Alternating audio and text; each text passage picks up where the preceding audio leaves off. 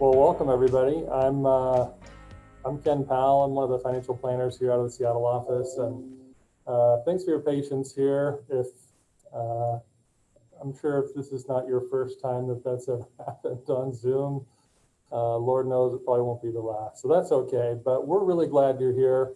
And Russ, I'm really excited to have you. Russ is our Chief Mission Officer here at Ron Blue. He's been with the company for over 40 years, written a number of books, he's a best-selling author. And I'm just so excited that he's going to be able to share with us one of his latest books that he's written called Your Money Made Simple. Russ, do you want to offer a brief introduction? Yeah, well, thanks, Ken, for having me, and I'm glad we could make all this work, technology clear across the country here. So yeah, I look forward to having this time with you, and thanks for setting it up. Awesome. Well, cool. Well, as you can see on my screen, we're talking about Your Money Made Simple today, and this is a practical guide to just help folks break down what are the categories and specifically what are the 5 uses of money. And so, Russ, I'm going to turn it over to you for about the next 35 minutes or so and let you talk us through the 5 uses of money, and then I'll come back and we'll do an example, kind of a practical how-to of how you might apply what's called the formula. I have my card here. Got my book and my card, so I'm ready.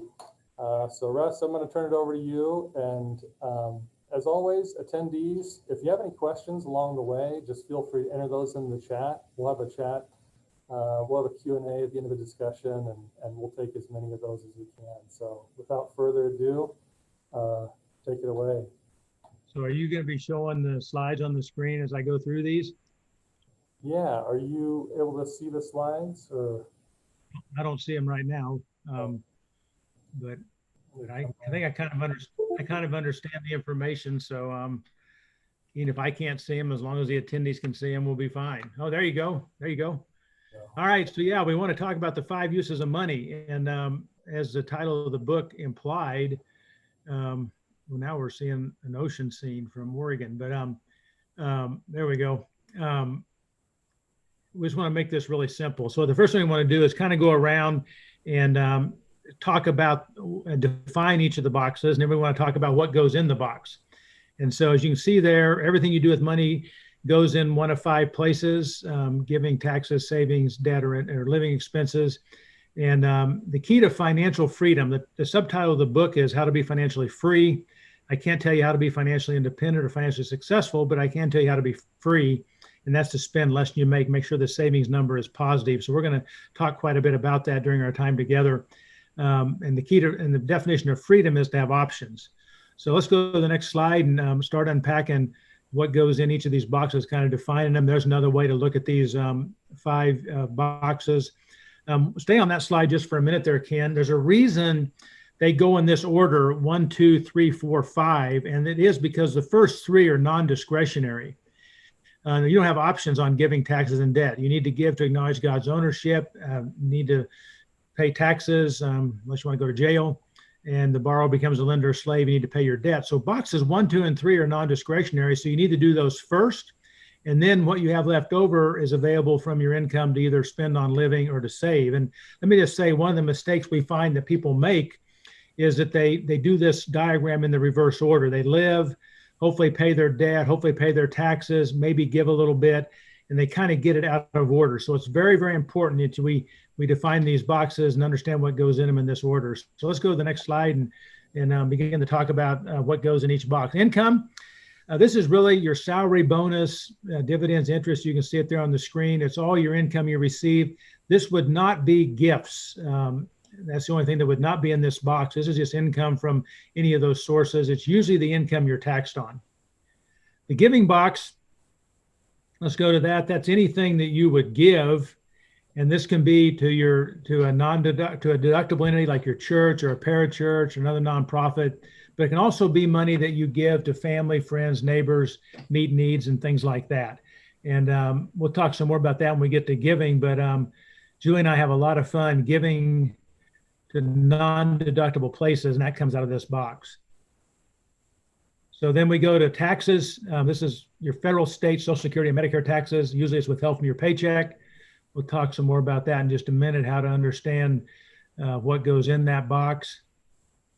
And then we get around onto your debt. Is anything you owe? Now, let me just make a comment here. This box 3, is just anything that's not your home mortgage. We put the home mortgage up in box 4, your living expense box, because most people have a mortgage on their home as part of their living expenses. It's usually one of the biggest part of their living expenses. As we'll see, living expenses drive everything as far as how to be financially independent and financially free. And so this box is all those things that are consumer type debts. And the goal in this box, as we'll see, is to get it to 0. So then we get to the living expense box, and this is all the things, vacations and utilities and gifts and car insurance. As we'll talk when we get here, you don't want to leave anything out of this box. And then the final box, of course, is savings. And this is what's left over after you use your income in the other 4 boxes.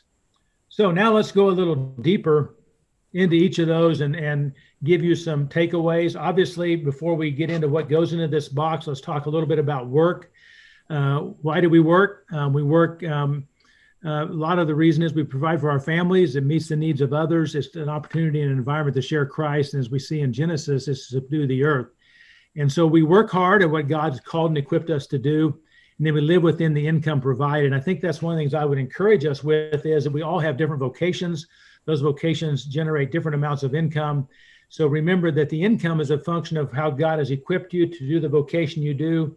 And that may generate X, it may generate 10X, but the income is really a function of what God has allowed you to do and how he's gifted you. Proverbs 10:22 says it's the blessing of the Lord which makes rich. So I think it's important to realize that God will allow you to work to meet enough to meet your needs, and we'll all have different income amounts. So let's go to the next slide and unpack a little bit about what goes into this box.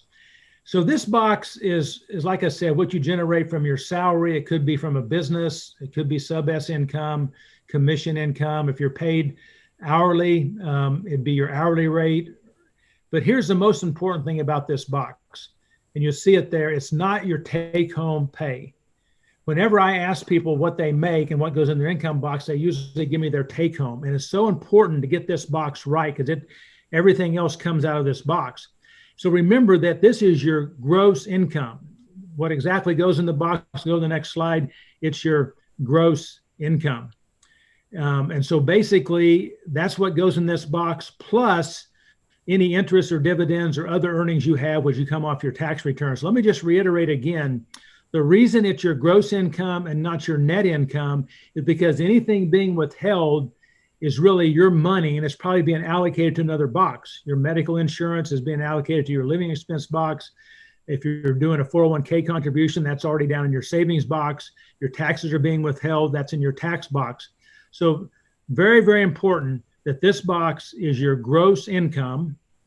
And then you add any other sources of income you have. If you have interest or dividends on your tax return, or maybe you have a rental property, any income that shows up on your tax return, those should be there to get to your total number for your income box. So very, very important. If you have any questions on this, let's make sure we answer them. But big mistake people make here is they don't get the right number in the income box.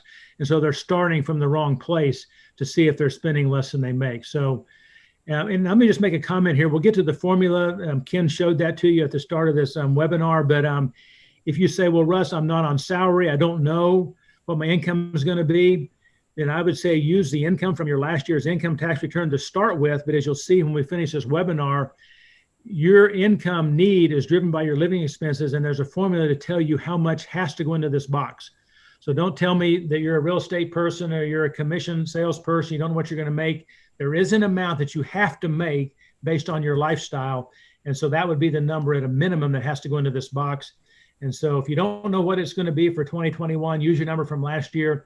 As we unpack the formula, hopefully you'll see what we mean. But you have to get to a certain number, even if your income fluctuates based on your lifestyle. So that's the income number. But for most of you on salary, it's gross, not net.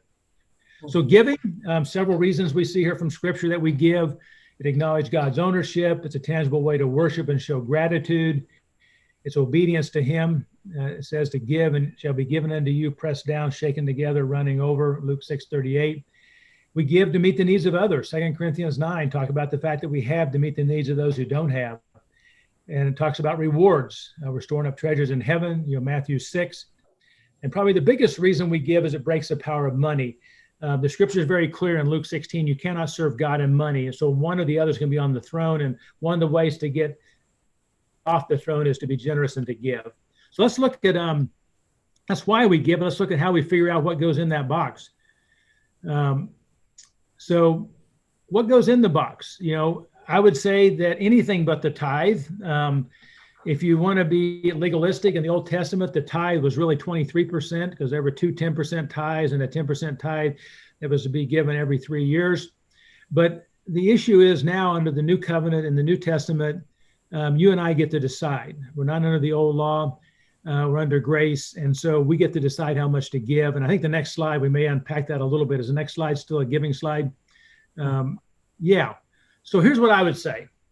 Start with whatever percentage you've been giving. So go look at your last year's giving. Remember, we defined it as anything you give to non-deductible or deductible places, and divide that by your income, and that will give you the percentage. If you haven't been giving, so maybe last year you go back and you figure it out, and you made $60,000, and you gave $3,000, that would be 5%. So come up with a percentage by looking at last year. And if you don't have a percentage and you've not been giving, maybe start with 10%, not because it's commanded in the scripture to give a tithe, but it's an easy number to multiply. So you can start with 10% because it's easy to multiply. But I would say, look at what you gave last year. And here's the challenge with giving. You and I get to decide. And in the New Testament, we're to give according to our ability. So many people, this number should be way above 10% because they've been prospered immensely. And so if you're to give according to your ability, then in many cases, we should be giving way beyond the 10%. And that's why it's a good number to struggle with. But for this exercise, you've got your income number, your gross income number in that first box. For this exercise, put in what you gave last year as a percentage. So if it's 5% or 8 or 10, go ahead and put that in as we go around. You'll see when we get to the end of this, we might go back and add some to this. So start with what you've been giving as a percentage, and let's go on to the tax number. So we're supposed to rent under Caesar. What is Caesar's? And for most of us, our taxes are determined, and our taxes are a function of our income. I've been doing this for 40 years, as Ken said, and many people think that taxes are their problem, but taxes are never a problem. People say, well, I'd have more money if I didn't have to pay this tax box 2. But taxes are simply a function of your income. And so the more income you make, the more taxes you're going to pay. As we'll see, your effective tax rate goes up because you pay more and more tax at a higher marginal rate. And so the bottom line is just know what your taxes are. Don't complain about them. Figure out what your right number is, and be grateful if the number is big. It means you're making a lot of money. There's one sure way not to pay taxes. Don't make any money. Like somebody said, give me some money, I won't pay it back. You can write it off as a bad debt. That'll help reduce your taxes. You'll be happy, I'll be happy. I'll have your money and you'll get a tax write-off. Let's go to the next slide and look at how we figure what goes in this box. You go to your tax returns and you find your numbers. You go to your tax return and also to your W-2. And what you're looking for here is your actual taxes that you actually paid, not what you had withheld.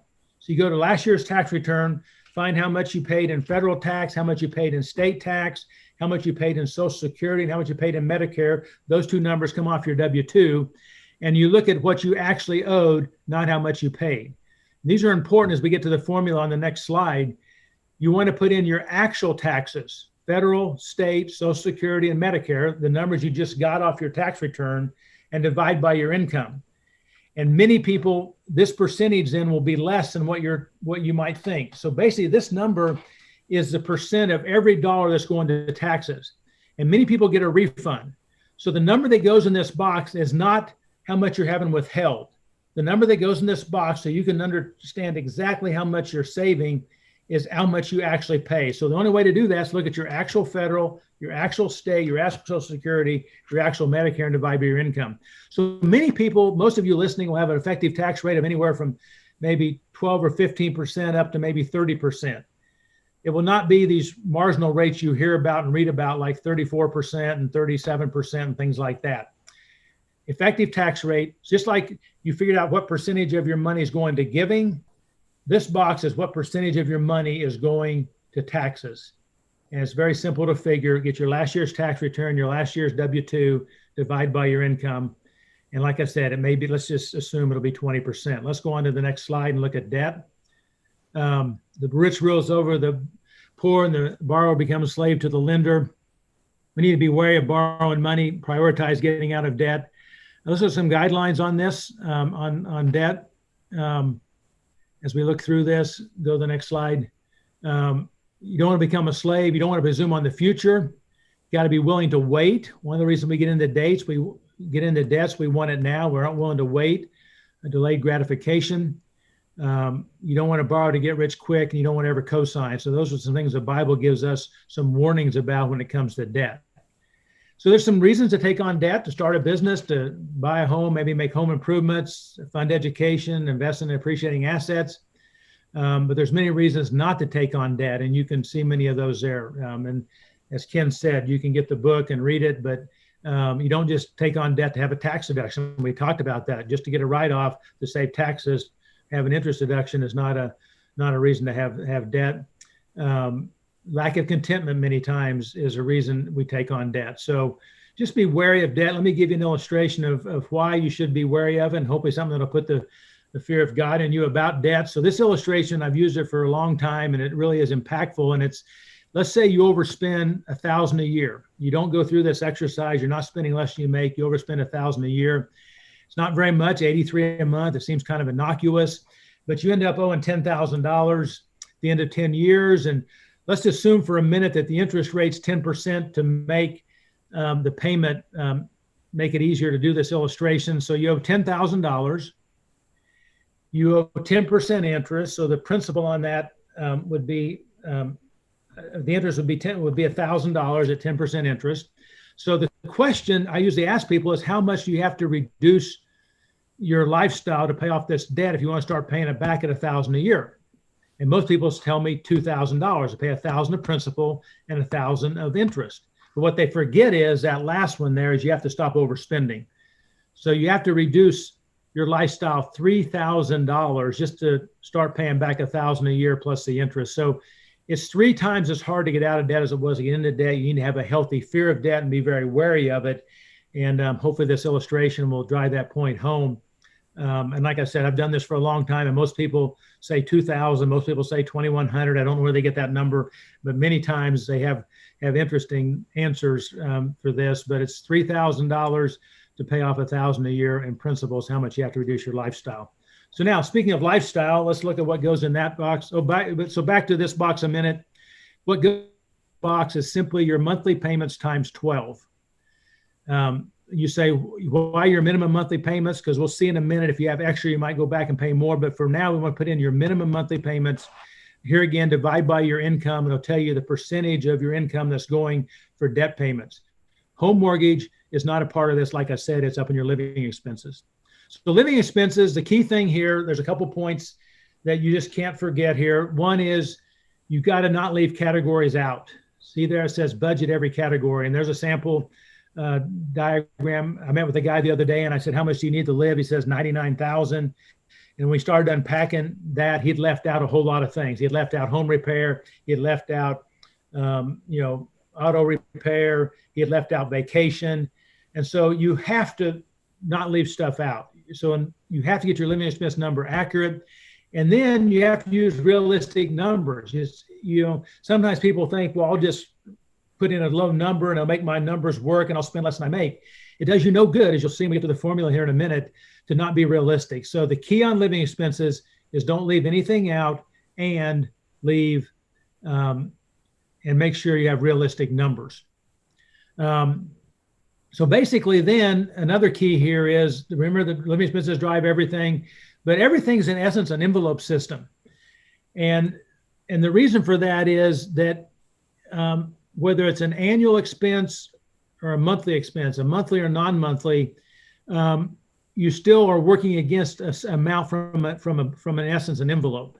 And that's why no system works without cash. You cannot make a budget work paycheck to paycheck because the car breaks down, the kids get sick.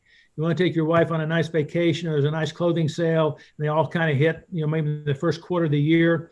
You can still be on your budget if you have cash and are using the system that we talk about here, distinguishing monthly and non-monthly. But if you're going paycheck to paycheck, then you end up using the credit card, and you'll be back into what we just talked about with the consumer debt. So I've learned the key to staying on track is you have to have cash. You have to then differentiate between monthly and non-monthly. So things like clothes and vacation and gifts, things like that don't happen monthly. So you hope they don't happen monthly. You still allocated for. And let me just make one other comment about budgeting. You only are on a budget if you can answer the question, how much do you have left to spend? It's not how much you've spent. That's just record keeping. And you may need that to set your budget, to be realistic and to not leave anything out. But unless you can answer the question, how much do you have left to spend in any category, then you're not on a budget. If you ask Julie and me right now, how much you have left in vacation, we just got back from one last week, we can tell you how much we have left. If you ask how much we have left in gifts or clothes, home repair, we can tell you because we're working against an amount that we budgeted the first of the year. So remember that. You're only on a budget if you can answer how much do you have left to spend. Sorry about that ringing in the background. It'll go away in just a minute. So let's go to the next slide to see what goes in this number. So what goes in the living expense box? It'll go away. Sorry about that. So here's the number. The maximum number that can go in there is what's left over after you do your giving, taxes, and debt. Remember I said you have to do those first three things first. So you take your income, subtract boxes 1, 2, and 3, now you have a number left.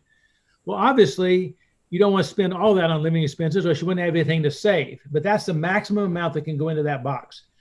And so what you want to do is go fill out the sheet you just looked at, get all your realistic numbers, and hopefully that number will be less than your gross income. So the number that goes in there is either the maximum amount or your actual number that you just calculated from the worksheet. So now once you've done all this, you're down to savings. So you've got your gross income, you've got your actual giving, your actual taxes using your effective tax rate, you've got your minimum debt payments, you've got your living expenses, and now you have savings left over.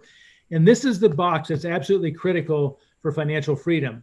You have to spend less than you make. This box needs to be positive. You do this for a long time, you're going to have freedom. But here's the challenge I've found with so many people.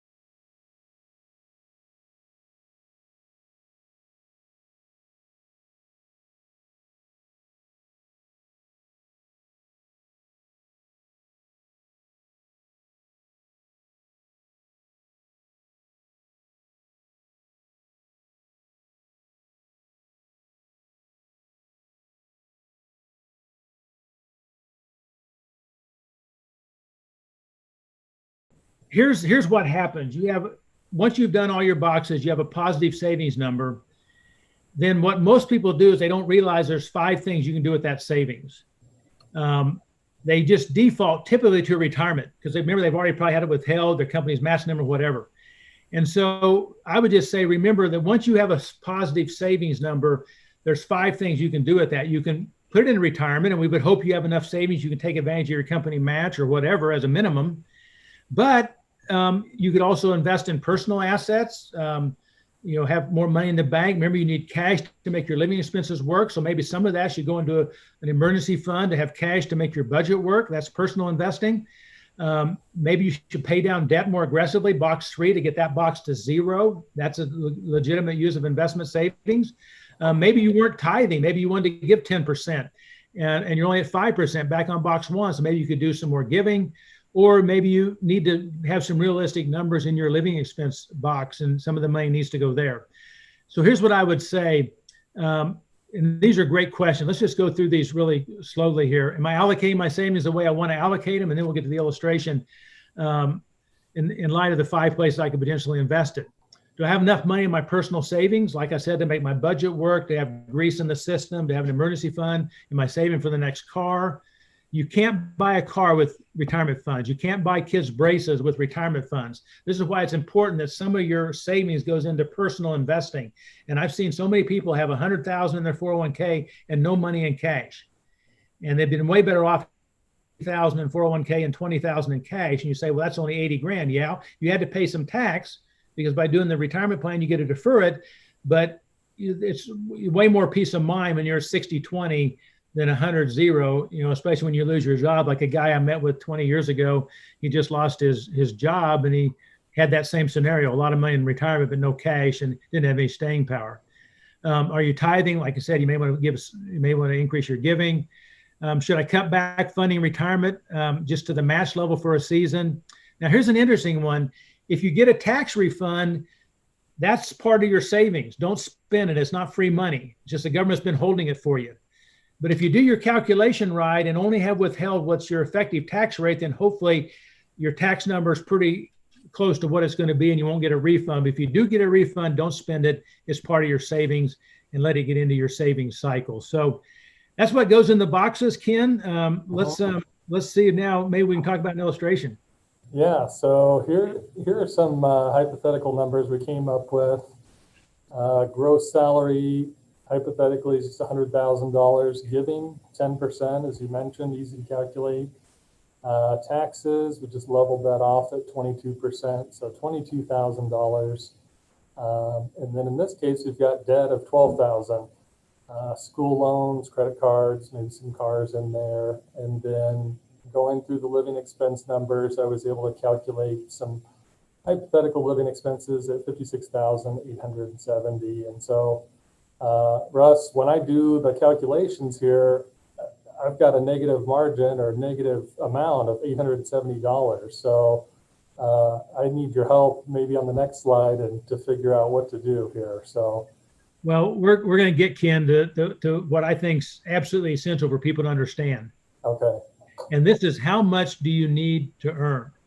So I ask people, how much do you need to make? And they give me these random numbers. Like I just mentioned, the guy that told me he needed 99,000. What I've learned, Ken, and what I've experienced is most people don't know what's in the boxes. They don't have any idea how much they have to make. And so what this formula does is shows you the minimum income you have to make. Remember, I said if you're a commission person or you have variable income, don't just tell me you don't know what goes in the income box. This is a number at a minimum that you have to earn. So if you make 10,000 one month and 2,000 the next, it's up and down, but you have to get to a certain bogey.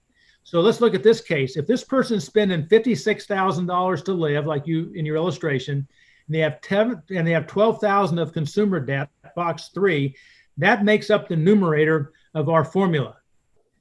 And you divide by 1 minus your giving percentage plus your effective tax rate percentage to get, and you get that number that gets you that 0.6735. That's your denominator, and you divide. It says you have to make 102,257 to break even.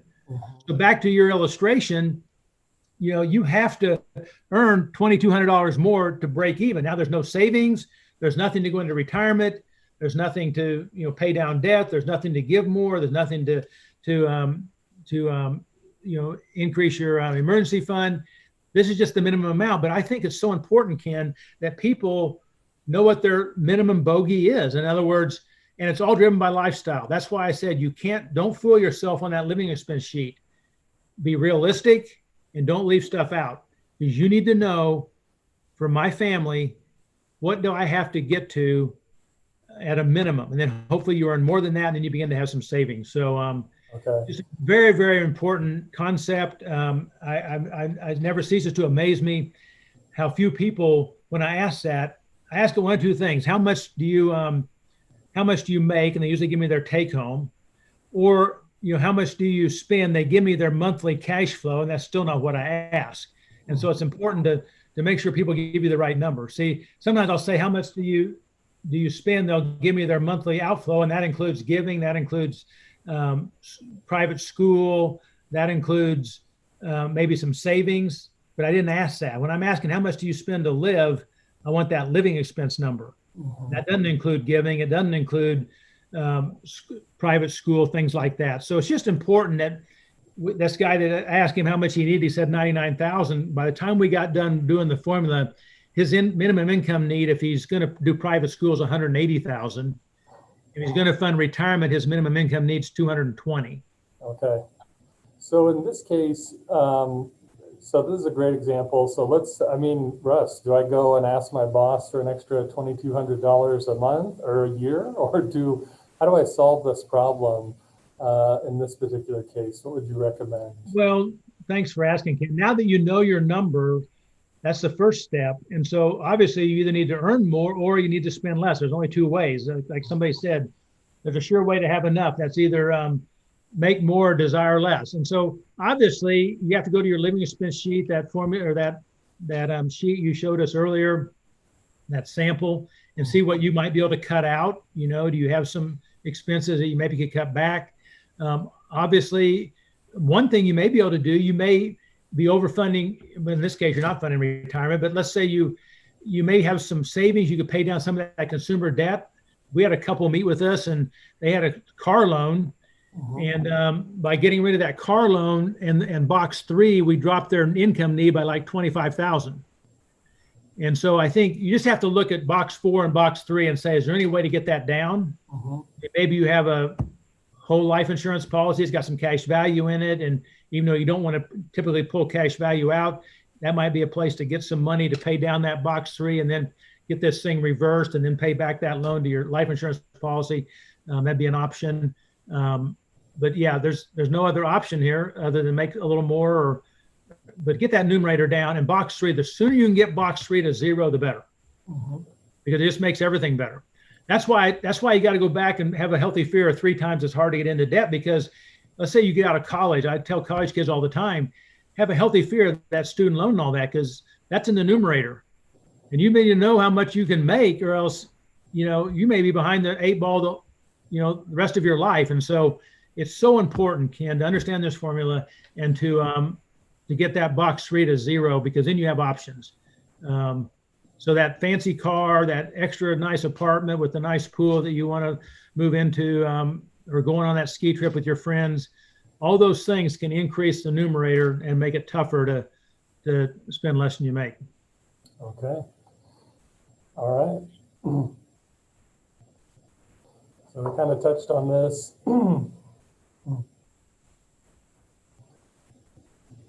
Next slide is the final principle. So yeah. Let's hear.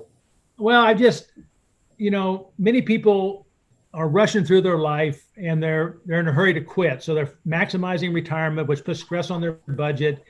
And I would just say, don't be in a hurry to quit work in order to enjoy life. Maybe extend your retirement time horizon a few years and kind of enjoy the trip.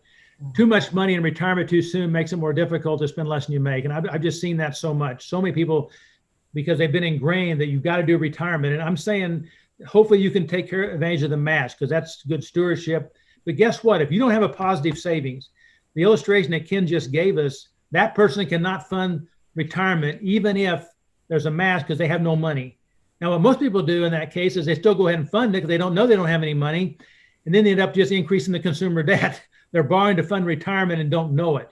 And I see this all the time. So you have to do it in the right order. Do boxes 1, 2, 3, and 4. And then only then, if you've got something in box 5, can you fund retirement. But most people, hey, it's withheld from my paycheck. Surely I can afford it. The reason I know they can't afford it is they never get their credit card debt paid off. They borrow for the next car. They're not saving for the car, and so on and so forth. So you see what we say, their retirement funding needs to be kept in balance in the proper sequence and the proper amount. So fundamentally, like this guy the other day with the 99,000, he said, well, I got to fund retirement. I said, you don't have any money to fund retirement.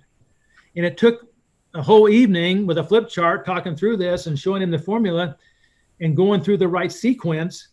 I said, yeah, you can fund retirement once you get above 185,000, because if you're going to do your living the way you are and you're going to do private school the way you are, your minimum income number is 189,000, whatever it was. Mm-hmm. But he couldn't get it in his mind. And he got in a little trouble with his spouse last year because he kept funding retirement, expecting her to get it out of the grocery budget and things like this. And that's not going to work. So do it in the right order. Do boxes 1, 2, 3 first. See what your savings number is. And then you have some choices to make and some priorities that you and your spouse can talk about. Good.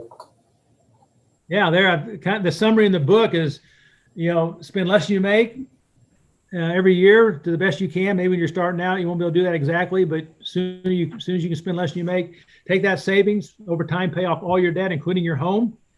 Don't overfund retirement. We just talked about that. Live on a budget. And the only reason you're on a budget to make sure, because think about the budget for a minute. Box 1 is given, that's your giving. 2's already determined for you. 3's already determined for you. So the only reason you're on a budget is control box 4. And that's the only box you have to control to make sure that you have a positive savings. So budgets are not to be restrictive. They're to make sure that you have positive savings, because your giving is fixed, your taxes are fixed, your debt's fixed. Then once you have savings, diversify it, be generous along the way, and experience freedom and options as you grow older.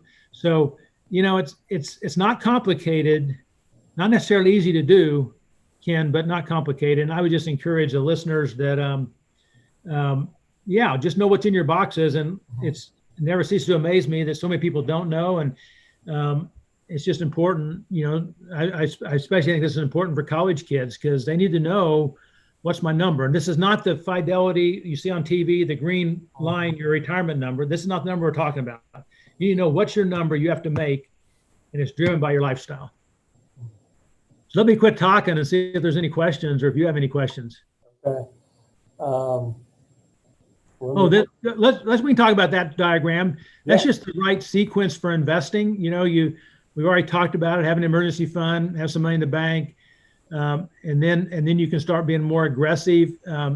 Don't jump out the steps 4 and 5 by skipping 1, 2, and 3. So most people think, we had a couple over the other day, and they were like, well, shouldn't we put money in the market? That's how we're going to get ahead. They'd gotten a little inheritance.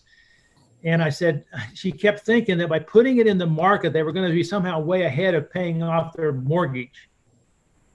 And I said, if I were you, I'd pay off your mortgage, because that drives down your numerator. Then you're going to have more savings. You've already got 50% of your net worth already in the market. Now you're practicing the principle of diversification. And I would just say, you never regret doing the sequence, which is have some margin, have some emergency fund, have money in the bank, even though it's earning you 0. And then put your long-term stuff should be in the market, your retirement money and things like that. But yeah, just don't think that you're going to get there by putting all your money in long-term investments and ignoring the basics of paying off debt and having cash. Yeah. Great. Well, I'll close this here for a second. Excuse me while I jump over here and see if there's any questions.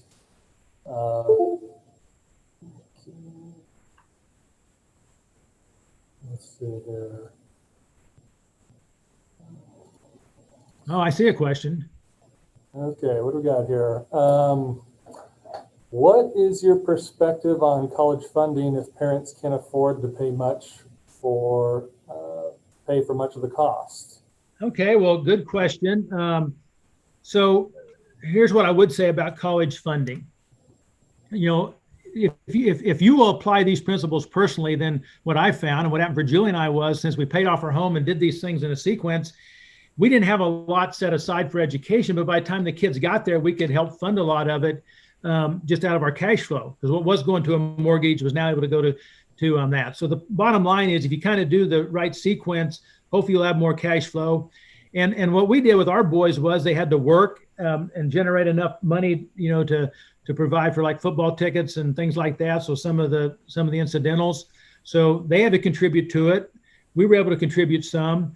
And if we wouldn't have been able to kind of fill in that gap, we would have probably had them co-op or maybe go to a junior college for a couple of years.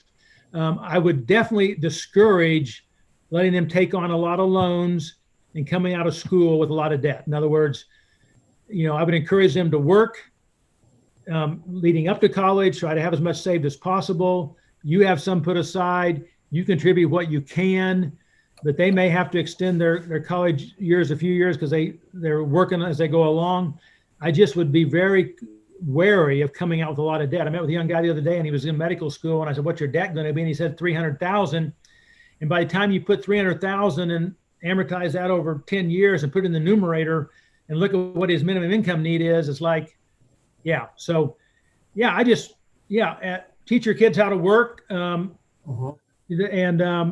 just be very wary of you. And some parents will take on debt. I've heard of that, where parents will take on a lot of debt to have your kids get their college education. The other thing is, you don't have to go to the name brand colleges and all that. The key is character and work ethic. We all know those things. And I think many times parents get out ahead of their skis thinking, Johnny or Sally's got to go to this certain school. And if you have the money, do whatever you want. If you don't have the money, don't borrow to do it, would be my comment, either you or the kids.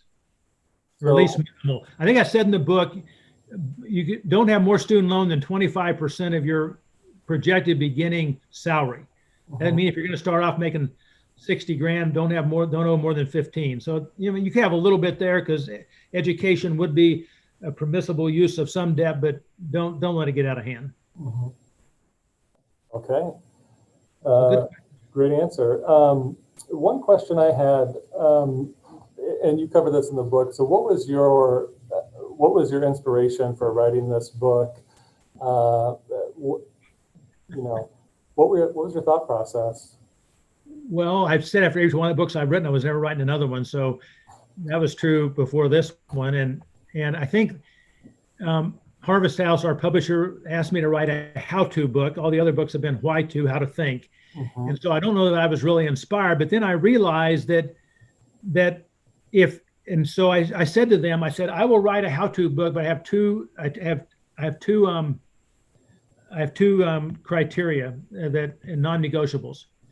I realized that Julie and I have had people come to our house and gotten out the flip chart for 40 years. And I thought, okay, I wanted to call the book The Flip Chart, but they said this young generation doesn't know what a flip chart is. But I thought, okay, if I can simply put in the book what I've just gone through in the last 30, 40 minutes with people and make it real simple for people, I'll do that.